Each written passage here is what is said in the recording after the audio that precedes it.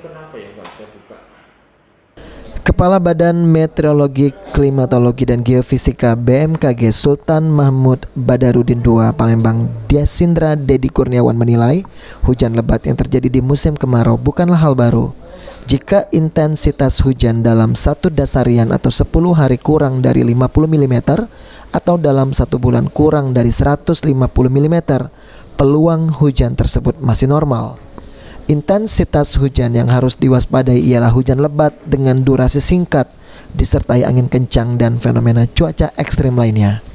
Di samping efek buruk yang ditimbulkan akibat hujan lebat, hujan yang masif terjadi air-air ini di Sumsel khususnya di lahan gambut menjadi berkah dan membawa dampak positif sehingga hotspot atau titik api karhutlah berkurang. Hujan di musim kemarau ini bagi kita di Sumatera Selatan adalah berkah ya.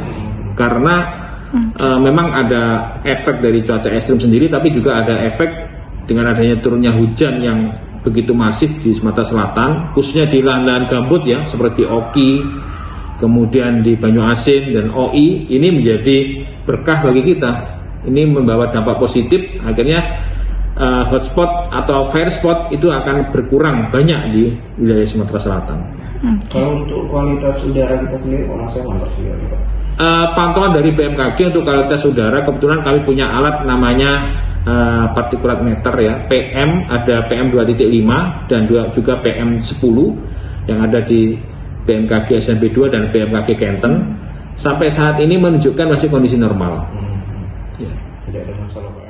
Sebelumnya, BMKG SMB 2 Palembang memberikan peringatan dini terkait cuaca ekstrim yang diperkirakan terus terjadi hingga akhir Agustus mendatang. Irawan, PAL TV.